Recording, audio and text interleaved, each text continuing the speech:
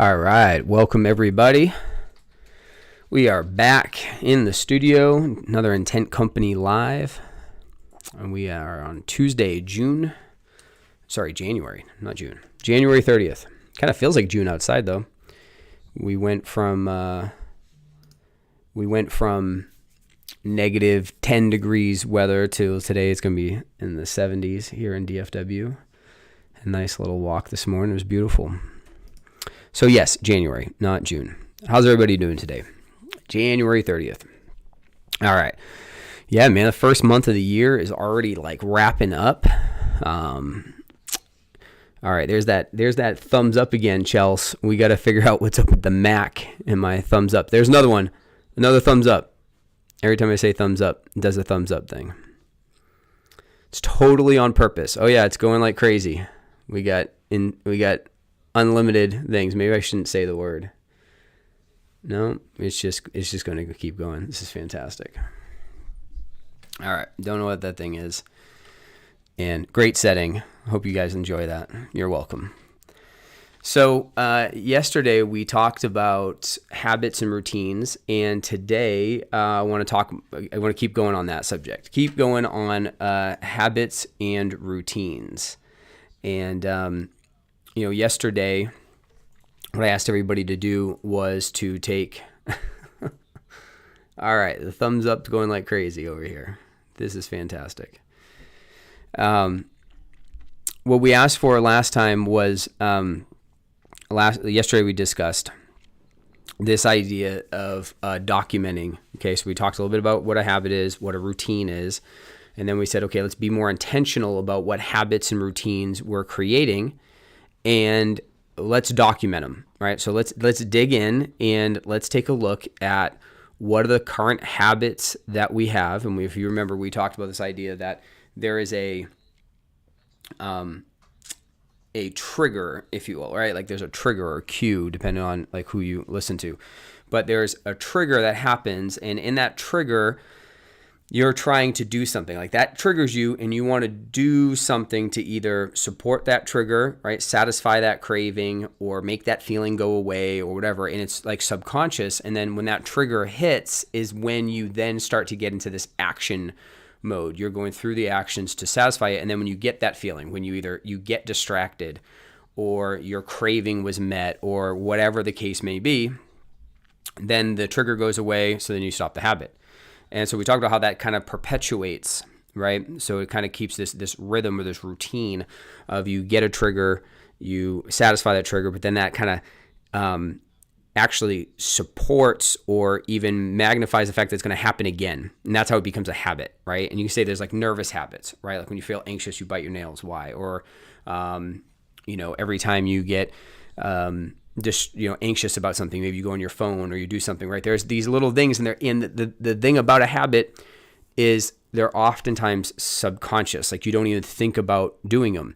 That's the destructive part, or what could also be is actually the positive part of a habit, right? So if we're intentional about building them, because habits, you're actually using a different part of your brain when a habit takes place than even your typical like thought process. So habits are happening whether you mean it or not. And and there's different things like driving your car, right? You may have a certain drive that you take to get to work. And the first time you took that drive, you're paying super attention to your GPS, you're like looking things, there's all new streets, there's new signs, there's new buildings. I didn't know that was over there. You're highly in the moment to get to your location. But, after you do it for a while, you drive to work or drive back and you don't even think about it. You literally, how many times have you pulled into the driveway and been like, I don't even know how I got here? Totally, completely not conscious of what is happening, and yet you got there. Why? Because it became so habitual, right? So if we're intentional about habits, what we can do is we can actually create good things that we want to happen on autopilot. And it can be complex. It can be multi-stepped. To give another example, outside just driving, I got my tea, but I'm a big coffee guy, and The way that I make coffee is a little complex. People come over, they always want to learn how I make coffee. So, I have a pour over method with, I grind the beans, and it has to be like a certain weight in grams. And then you got to there's a whole process where you wet the filter and filter out all the stuff. And then when you first put the grounds in, you got to go counterclockwise from the outside in, and it creates what's called this bloom where all the gases are released, and then you wait for the gases to release, and then you use a gooseneck kettle. It's kind of a process, and it's funny. I've had many people actually ask me to video how to do it so they could have it. They say it's the best cup of coffee they've ever had, and it's like a process.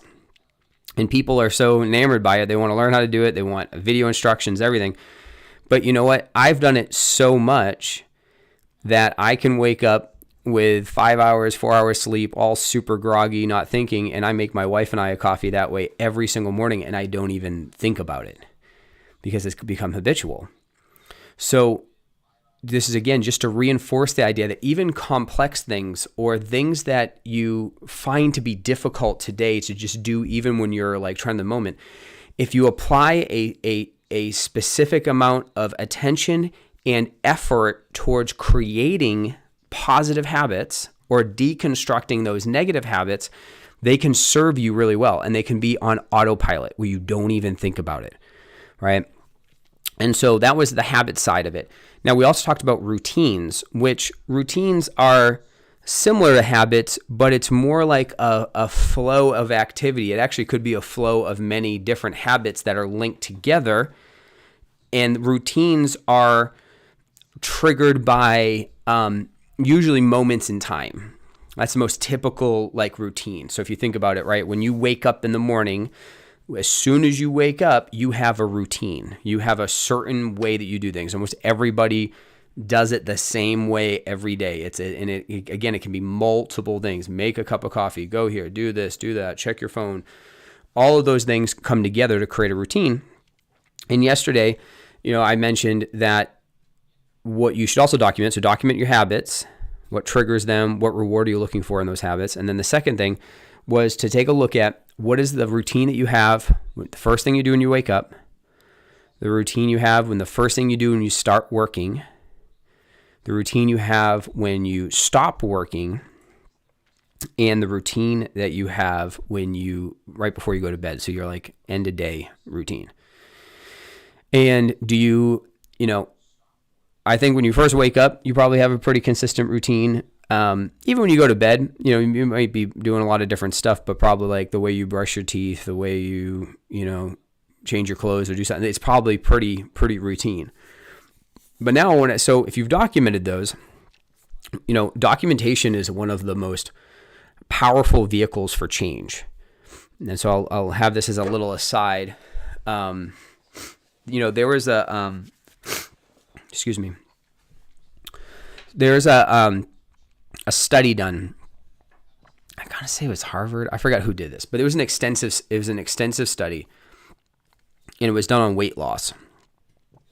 And it's pretty clear there is one bar none completely best way to lose weight strategy out there. There's a million different diets, and you got the keto, and you got paleo and carnivore and all the other diets, and not saying any of those are good or bad or whatever, but there was this one study that was done that said that there's actually something else, and it's not even about what you eat. That is the number one way to lose weight, and that is journaling. Just document what you eat. Just document it. If you eat something, write it down. There's something about awareness and something about materializing what you do and looking at it that impacts your behavior. Journaling is a super powerful skill. So just like with your routine, one of the things that can, your routine. How about your finances? Seriously, just documenting where your money goes is one of the absolute best ways to have better money management skills. Because we tend, to just kind of float through life. We tend to just kind of do what we kind of feel and in the moment, and there's no accountability.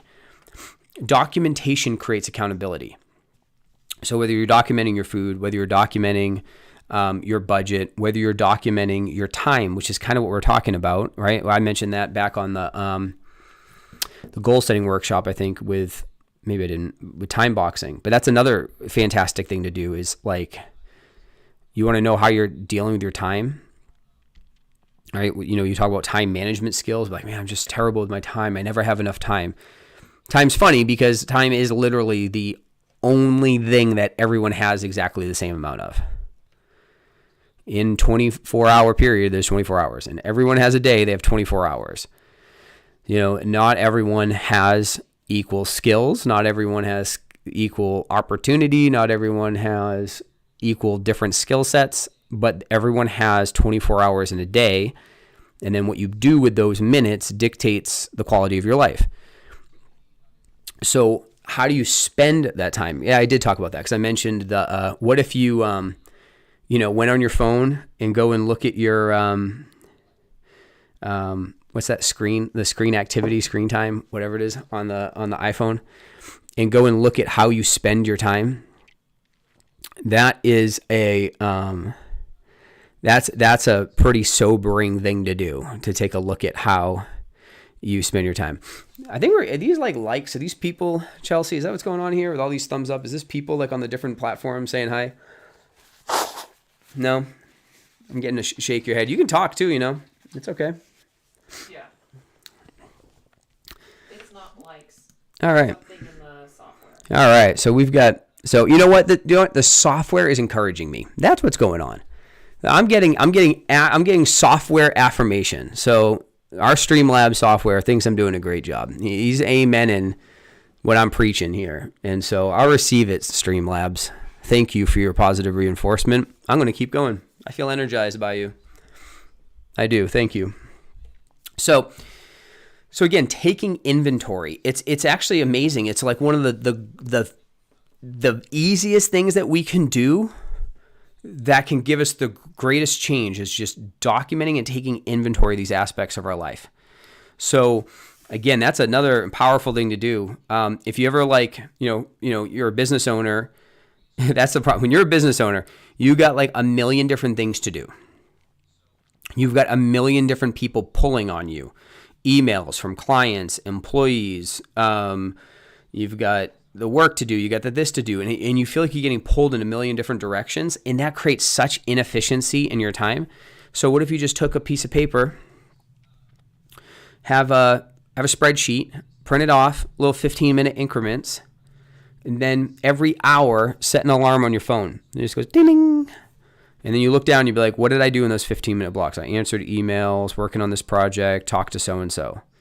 And just go through that process. If you did that in a week, you'd be amazed to see like where your time goes. And that's why it's so important to create time where you can focus on your specific work. And that's, again, we talked about time blocking, time boxing. That was on, I think, week 1. We have that in there. And that's a really important thing to do. But routines.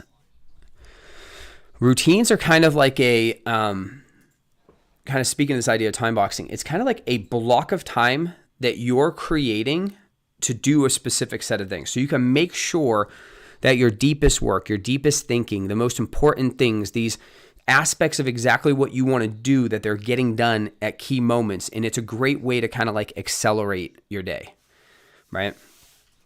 So let's go through each of these. I'm going to share some of the things that I do, and then I'm also going to share some things that I think I should be doing, right? Because I'm not perfect at this. As we said before, Richard Biggs has that amazing quote, "The greatest gap in life is the one between knowing and doing." And so morning rituals. So my morning ritual is pretty set every single day. That's something I've worked on a ton, is to have a pretty consistent morning ritual or routine, whatever you want to call it. I'm actually looking down at my full focus planner, Michael Hyatt's full focus planner. It's fantastic. And one of the elements that he has in here are your routines. he calls them rituals, but they're, again, your block of things that you're going to do in a certain space of time. And now I actually spend, a lot of people say like, well, I don't have enough time. I actually spend a lot of time on my morning routine. And if I got to get up early enough to do it, I'm going to do it. But there's things that I know that if I do them every morning, or if I don't do them every morning, I'm a radically different person. The way I think, the way I feel, what I get to give to the day is dramatically different based on what I do with the first part of my day. And so for me, first thing I do is get up. I'm actually in the midst of adjusting it, so I'll talk a little bit about this. But the first thing I do is I get up, make a cup of coffee, like I mentioned. And see, look at that cup of coffee. See, Streamlabs likes my cup of coffee. See, thanks for affirming me, Streamlabs. Wow, you're good. I appreciate you.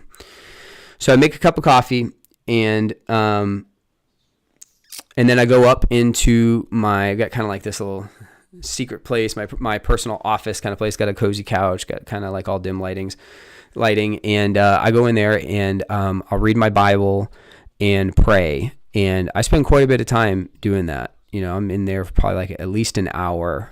And I'm reading, and the Lord's speaking to me, and I'm writing down ideas, journaling about all aspects of my life. And then I spend a lot of time praying. And then after I'm done praying, kind of, or the last part of my prayer is I ask the Lord to give me my MITs for the day. I call them MITs, most important things. I ask for heavenly direction. Say, Lord, what do you want me to focus on today? What is it that I should be doing? And I try to get kind of like my top 3 MITs, and what are the top 3 things that I should be focusing on. And I know we talked about this before, but if you think about it, this is something I can be more diligent about for sure. But a most important thing is the most important thing. Like that's just, there's nothing more important than the most important thing. You can be important things, but they're not the most important thing. So when I get those, I'll write those down. In fact, my journal I have here has that. They call it the big 3, but I call them my MITs, right? So like, what are my most important things? And I write that down from top to bottom, and I say, okay, these are the big things that I want to focus on. Now, I'll talk about that in a second, because that's going to be part of my daily work startup. But get my 3 MITs, and then I go and I work out immediately. You can ask my family, you can ask my employees. I am a completely different person when I spend time with God and I work out. That is the key. And actually, I missed a step that's in there. So when I go to work out, the first thing I do to go to work out is actually go for kind of like a prayer walk. And I know I was just praying. That's kind of like my one-on-one time with the Lord, where I'm pouring out my heart. I'm hearing His voice for me personally. My prayer walk and my declaration walk is more for like other people. So that's where like there's something, I don't know, I feel like I'm warring a little bit and being like walking, being in motion. I'm interceding on behalf of like our company and our employees and our clients, and declaring positive things or things that I'm believing for over our business, over our over all kinds of different things. And so it's a very important thing for me to do, is to focus on vocalizing positive things over myself, my family, my business, the people that I get an opportunity to do life with. So I do that while my walks. That's like a 15 minute thing. And it's cool because it's like a warm up for my body. I'm also outside, the sun shining on my face. I'm getting some deep breath. So like I'm, kind of turning everything on, getting some sunshine on me, and having this really positive time of declarations and in intercession. So then I go to either go to the gym, or oftentimes I have a gym in my garage. And so I'll go in there and I work out. And even that's a routine. So a workout routine. What's your workout routine, right? So like I'll have kind of a plan for that. I have a routine, an app that I follow. It's called, is it Chalk Fitness?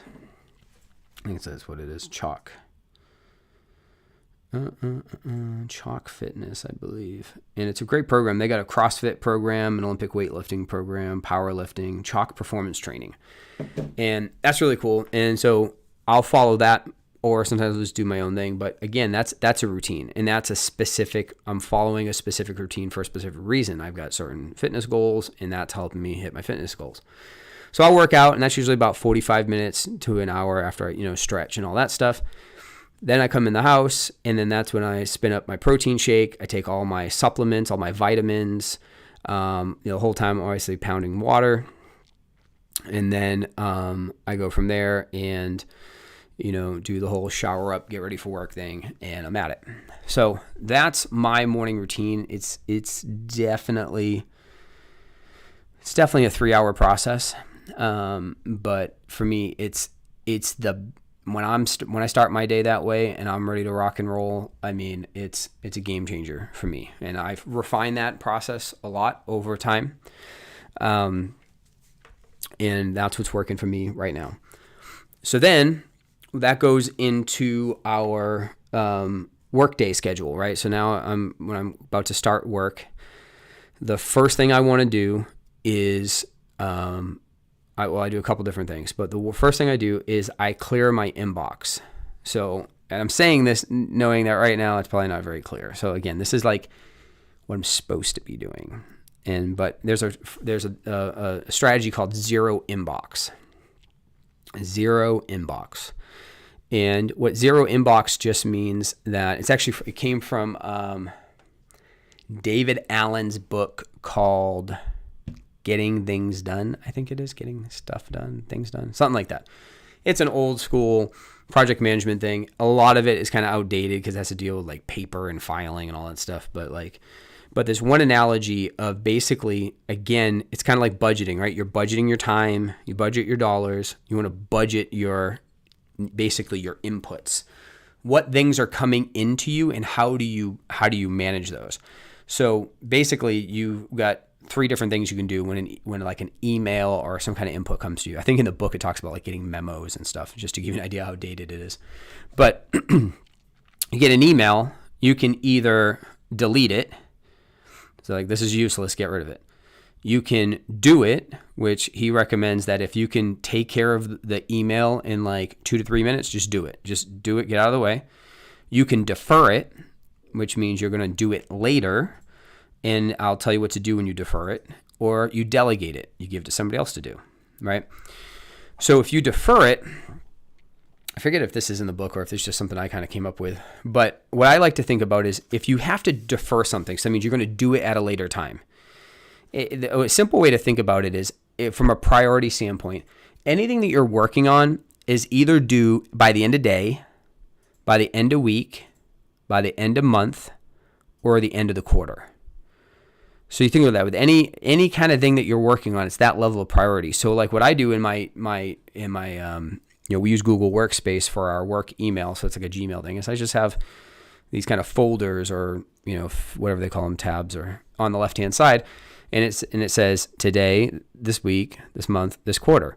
So when I get a communication that comes in, I can then just go and pull it over into those things. So obviously when I'm working, and this is going to be part of my end of day breakdown, I can just easily click on today and make sure that every communication that's in there, I've either done something with it, or responded to the person, whatever the appropriate action was, but it's all organized in a specific way. So if you do those 4 Ds to every email that you have or every kind of input that comes to you, you can actually have 0 emails in your inbox. They call it zero inbox. They're all in your folders based on what you need to do with them.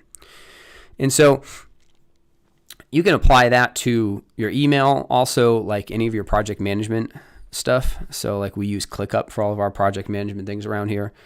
And that's kind of pretty much the default, right? It's either due today, end of week, end of month, end of quarter. And when you get done with your stuff that's done for today, boom, you move it over. So I just do that. Excuse me. I just do that as a way, clearing out the day.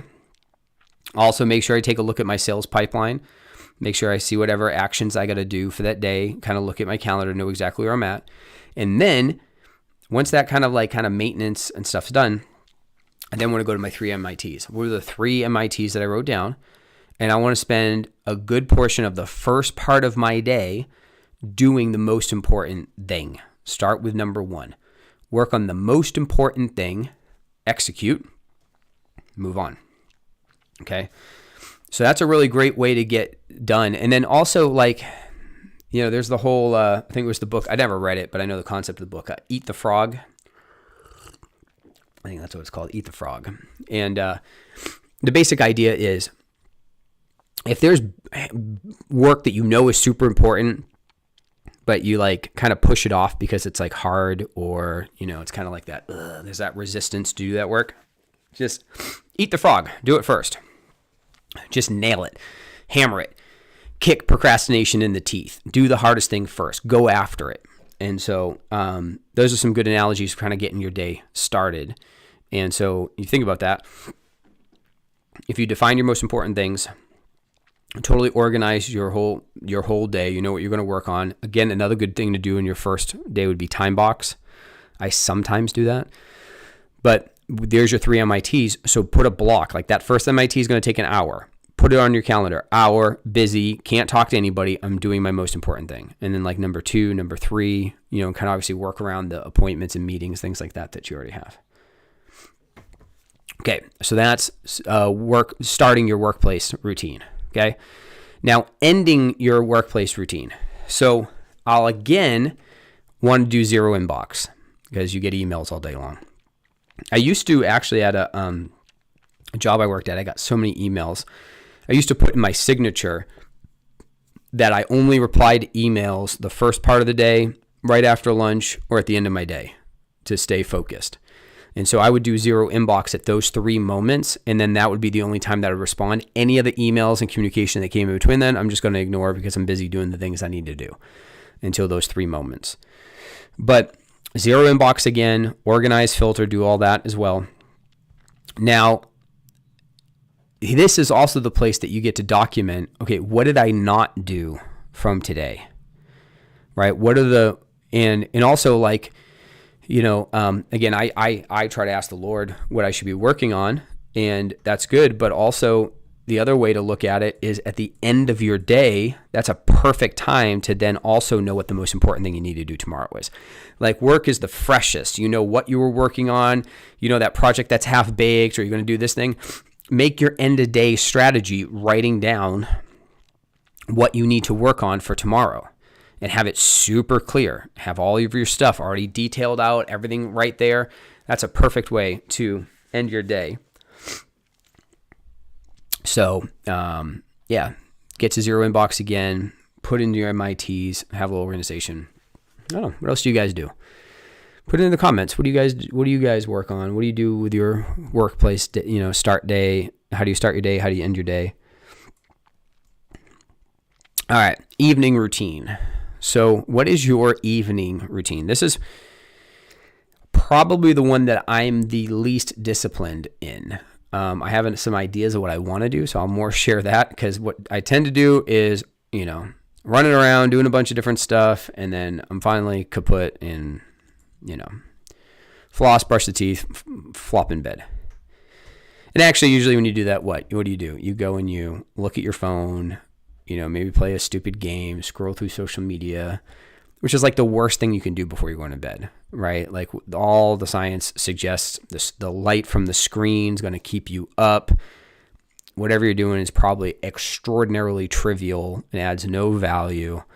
And it's just a poor use at the end of the day. Actually, I think that, removing screen time, any of that kind of stuff, a good hour or 2 before bed is going to be really important. Most studies suggest that'll also help you sleep a lot better.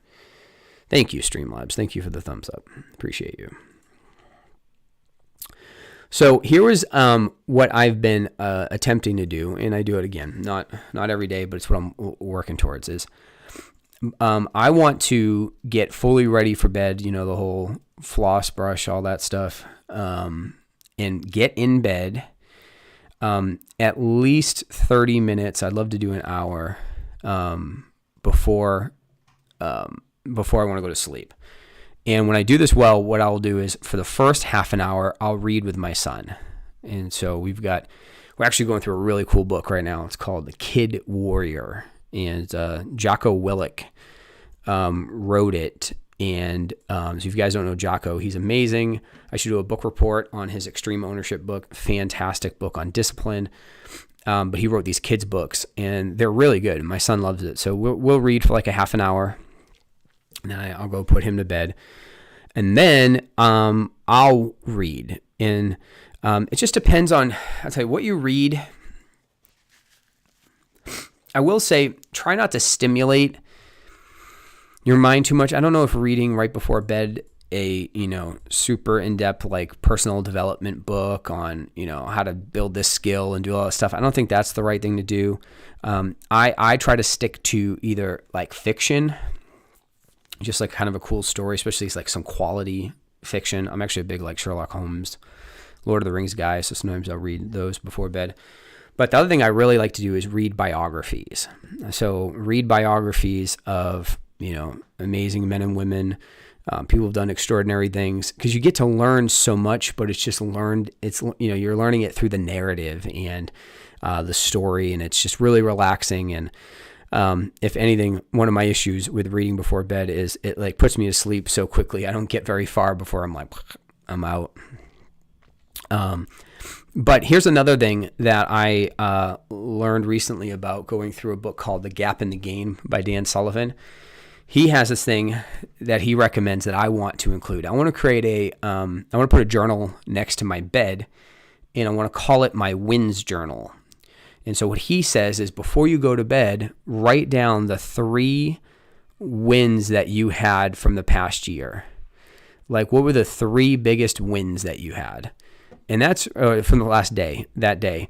And that's really cool, because like you're ending your day on this positive note. You're ending this day, rather than feeling like beat up and I just can't wait to go to sleep and I'm so sick of this day. You just take a snapshot and be like, yeah, actually, you know what? That was really cool that worked out. And that client I think I'm going to get. And boy, it's cool to see my son do this or that happen. And you can document, and you're declaring positive things. You're sowing seeds of gratitude. You're sowing seeds of positivity. And it's a really cool thing to end your day with, is to reflect on that. The other thing you could add to it too is by rewriting down your goals. What are those big goals that you're going after? And write those down as well, just to kind of keep yourself aware of them and be like, this was an awesome win, super gratitude. And these are the other victories that I'm expecting to happen in the next 3 months, 6 months, a year, whatever the case may be.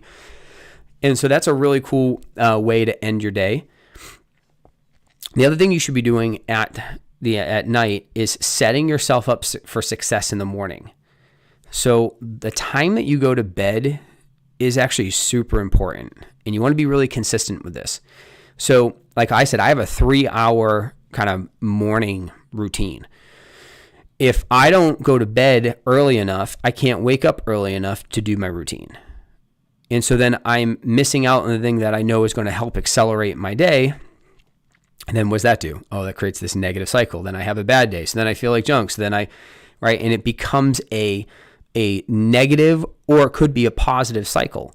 So, make sure you're starting your nightly routine in a way that's going to set you up for success the next morning.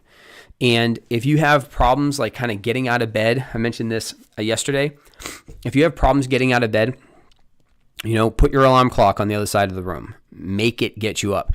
And you know what? Don't just make it get you up. Put your workout sneakers right next to your alarm clock. If you want to work out in the morning, put your kicks right there. The keys, so you can go to the gym right away, and set yourself up for success. Maybe make your PJs your workout outfit for the next day, so you don't even have to worry about it. What you're going to wear, get dressed. Like, you just boom, go and go. Go for a walk, go work out. Whatever the thing is that you're wanting to do. If you want to make sure you drink water first thing in the day, like put a glass of water, a bottle of water right next to that alarm clock. Like, set yourself up for success so that it like reminds you of, yes, this is what I want to do first thing in the morning, and it makes it super easy to do that first thing right away. And then that's going to create momentum. We don't appreciate and understand the power of momentum enough. We want to create a positive momentum, making it easy. And then we've got to make a commitment. So everything we just talked about right here, like you could write these things down. You'd be like, yeah, I want to do it. I want to do it. But as soon as you start, something's going to happen. Something's going to get in the way. Something's going to try to stop you from doing it. And you need to have a commitment and like a tenacity to push through to create these routines and these things early on. And then the more that you do them, the more they become routine, habitual, the easier they are to do. So you've got to make a concerted effort. And maybe like doing all 4 routines at once just seems like total overwhelm and it's too much for you. I would pick one, and I would start earlier in the day. If you don't have a good morning routine, make a good morning routine and push through and develop it, create it, right? We're doing these 75 lives as a way to create a routine of creating good content and making it habitual, where I record every single day, no matter what, don't even care. We're going to do it. Well, I've got to have a little fire, a little tenacity to get that going, and then it's going to make it easier and easier over time. So which of these 4 things, which of these 4 routines do you think would give you the most benefit that, you don't have anything in place, or it needs to be more consistent? And then are you willing to commit? Are you willing to commit? Are you willing to commit for the next 30 days, 60 days to apply this routine, this effort, to see that take shape? And then again, it's going to become habitual. Then you're not even going to think about it. And then adding on the next one won't even be hard. Adding on the next one won't even be hard. Adding on the next one won't even be hard. You'll totally have them all dialed in. So, hope you guys found this helpful. Just as a summary, be intentional, take inventory. What are you currently doing now? What do you want to do? How could you make it better? And commit to a length of time that you're going to go to apply some real effort towards creating these routines and these disciplines. Okay? All right. I didn't open up with this, but I will close with this. If we're on our 75 lives, today is day 12 of our 75 lives. And so please make sure to keep watching in every day, 12 o'clock Central Time, Monday through Friday. If you go to intentcompany.com/live, you get all the details there. Also, as a reminder, we have our Feed the Hungry program. And so if you go to the intentcompany.com/live, you can get our Focus and Fire flagship workshop for only $200, and we're going to give all the proceeds over to Feed the Hungry. You also have a chance there to sign up for our Intent Company group. And we have our WOW campaign blueprint. And we have our customer journey assessment, which we will be demoing soon for you. We're making some pretty cool adjustments to that. And I'm going to do a full-on demo on one of these calls for that. So that is what we got for today. Again, if you can help us out. Hey guys, welcome back. And make sure to smash that like button, subscribe, and make sure to hit that bell for notifications. Thank you very much, Braden. You can help us out by doing all that stuff. The likes, the shares, the comments, all the doohickeys, all the stuff. Help us get the word out. Help us kick in these algorithms. And we will be continuing to do this. So tomorrow, 12 p.m. Central Time, we'll do another Intent Company Live. Love you guys. Thank you so much for watching. Hope this stuff blesses you. Have an amazing day and go be intentional about your routines. All right. Appreciate you all. We'll see you tomorrow. Take care.